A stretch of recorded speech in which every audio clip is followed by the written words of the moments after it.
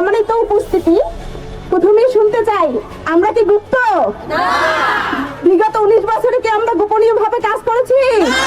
আমরা কি প্রকাশ্যে ছিলাম? তাহলে আমরা ছিলাম, আছি, থাকবো ইনশাআল্লাহ। সম্মানিত উপস্থিতি, আজকের এই আয়োজন কেন? আজকের এই আয়োজন হচ্ছে 4 আসনের আমার প্রাণ প্রিয় নারী সমাজের উপরে যে অতর্কিত হামলা, যে অকথ্য ভাষা প্রয়োগ করা সহ সারা বাংলাদেশে যে নারী সমাজের উপরে জুলুম, নির্যাতন এবং তাদের হিজাব খুলে ফেলা, তাদের উপরে অতর্কিত হামলার প্রতিবাদে আজকের এই মিছিল পরবর্তী সমাবেশ। আলহামদুলিল্লাহ, আমরা আজকের এই সমাবেশ করেছি, এটা করে জাতিকে মেসেজ দিতে চাই যে নারীকে তোমরা যতই দুর্বল ভাবো, আসলে নারী দুর্বল নয়।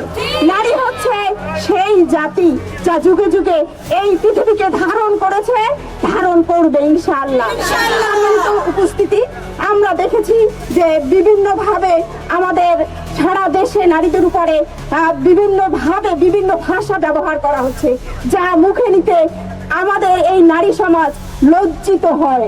সম্মানিত উপস্থিতি, এছাড়া আরো একটি উদ্দেশ্য রয়েছে এবং এখানে যত নারী এসেছে, যারা আসতে পারেনি, সকলের মাথা খারাপ হয়ে যাওয়ার অবস্থা এই জন্য যে বাংলাদেশের মানবিক নেতা শুধু বাংলাদেশের মানবিক নেতা নয়, সারা বিশ্বের যিনি মানবিক নেতায় পরিণত হয়েছেন, আমাদের আমিরে জামাত ডাক্তার শফিকুর রহমানের যে একটি তার আইডি হ্যাক করে সেখানে একটি বিতর্কিত অশ্লীল ভাষা ইউজ করে একটি পোস্ট দিয়ে সেখানে কিছু নারীকে ভাড়া করে এনে তাদেরকে দিয়ে বিভিন্ন রকম অকথ্য ভাষা ইউজ করা হচ্ছে।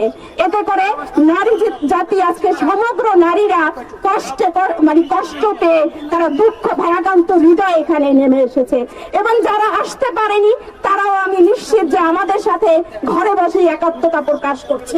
সম্মানিত উপস্থিতি, যে সমস্ত নারীদেরকে সামনে আনা হয়েছে তারা আমার জামাতের আমিরের নামটা পর্যন্ত নিতে পারে না।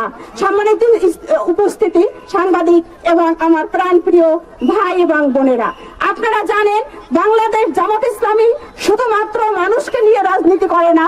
আপনারা দেখেছেন সারা বাংলাদেশে যে পরিমাণ নারীদের উপরে অকথ্য ভাষা হয়েছে, আমার বিশ্বাস একটি ভাইকেও আপনারা আমাদের সামনে নিয়ে আসতে পারবেন না যারা নারীদেরকে হেনস্থা করেছে। সম্মানিত উপস্থিতি, আমাদেরকে সামনে আসতে দেয়া হয়নি। এই জন্য যারা বিগত অনেক বছর পরে এই বাংলার রক্তে রঞ্জিত জমিতে মাটি পা দিয়েছে, পা রেখেছে, তারা আমাদেরকে সুপ্ত গুপ্ত বলে বিভিন্ন রকমের কথা বলছে আমাদের উপরে। এভাবে কথা বলা অবিচার এবং অন্যায়, জুলুম করা। সম্মানিত উপস্থিতি, তাই আমি বলতে চাই যে আসলে আমরা বিগত 19টি বছর 2006 সাল থেকে একটি ঘন্টার জন্য ময়দানের বাইরে থাকি না। আমরা সকল পরিস্থিতি মোকাবেলা করে 24-এর পরবর্তী সময় আমাদের হাজার হাজার সন্তানদের রক্তের বিনিময়ে আজকে আমরা একটি সুন্দর সুষ্ঠু নির্বাচনের দিকে যাচ্ছি। নির্বাচন যত বেশি কাছে ঘনিয়ে আসছে, যত বেশি কাছাকাছি আসছে, একটি দলের যেন মুখোশ খুলে যাচ্ছে। তারা তো বিগত 19 বছরে বাংলাদেশের জমি চাষাবাদ করেছি আমরা। অতএব দাঁড়িপাল্লার পক্ষে জয়ধ্বনি উঠেছে, জয়গান উঠেছে এবং প্রসার হয়েছে আলহামদুলিল্লাহ।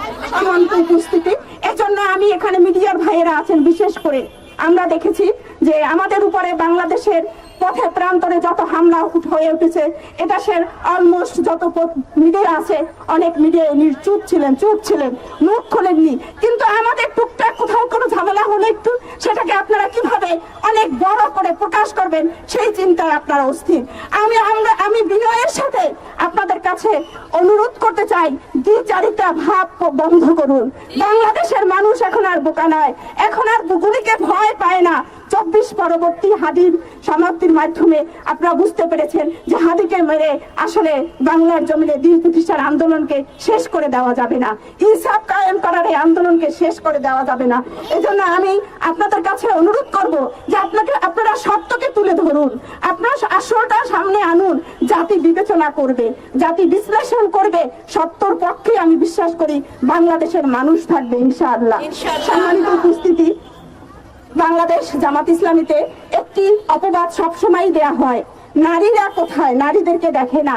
নারীদেরকে যদি দেখতে হয় তাহলে যারা দেখতে চায় আমি বিশ্বাস করি তারা দৌড়ে পালাবে এবং তারা পর্দার আড়ালে চলে যাবে। বাংলাদেশের নারীরা সকল আন্দোলনে সামনের কাতারে থেকেছে। আপনারা দেখেছেন 24-এর আন্দোলনে প্রতিটা প্রান্তরে কিভাবে নারীদের অংশগ্রহণ ছিল। প্রত্যেক ছেলের সাথে একজন মা ছিল, প্রত্যেক ভাইয়ের সাথে একজন বোন ছিল, প্রত্যেক হাজবেন্ডের সাথে একজন স্ত্রী ছিল। সম্মানিত উপস্থিতি, আমি বিশ্বাস করি যে এই বাংলাদেশে যারা যুগে যুগে শেষ হয়েছে বাংলার জমিনকে রক্ষা করার জন্য, তাদের রক্তের উপর দিয়ে আপনারা আর কোনো হোলি খেলায় মেতে উঠবেন না। আগামী 12 তারিখের নির্বাচন, আমি প্রশাসনের কাছে আজকে আমি বিনয়ের সাথে অনুরোধ করে গেলাম যে আপনারা আরো বেশি একটি ভূমিকা পালন করে আর কোনো অলিতে গলিতে আমার মা বোনেরা যেন হামলার শিকার না হয়। আমার মা বোনেরা দাওয়াতি কাজে বের হলে তাদেরকে অকথ্য ভাষা ব্যবহার করা হয়। দুঃখজনক হলো সত্যি যে যাদের দলের কর্মীরা এই কাজটি করে তাদের পক্ষ থেকে কোনো রকমের কোনো প্রতিবাদ আমরা দেখিনি, কোনো রকমের তাদের পক্ষ নিয়েই তারা কথা বলেছে সবসময়। অথচ বাংলাদেশের চিরাচরিত নিয়ম, প্রত্যেকটা নির্বাচনে পুরুষের পাশাপাশি নারীরাও কাঁধে কাঁধ মিলিয়ে প্রার্থীর পক্ষে পরিচালনা করে আসছে।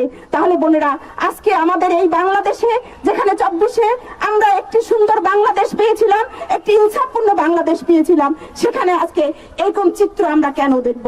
এজন্য আর চুপ থেকে নয়, এখন প্রতিবাদ করে নারীরা ময়দানে নেমে এসেছে। আমরা আস্থা রাখতে চাই এই প্রশাসনের উপরে যে 12 তারিখে সুষ্ঠু সুন্দর নির্বাচন জাতিকে আপনারা উপহার দিবেন ইনশাআল্লাহ।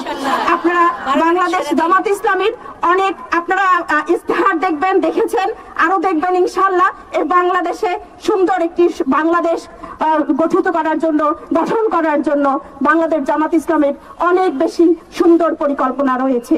এই দেশ, এই মাটি এবং এই বাংলার মানুষকে কিভাবে সম্পদে পরিণত করা যায় সে ব্যবস্থাই থাকবে ইনশাআল্লাহ।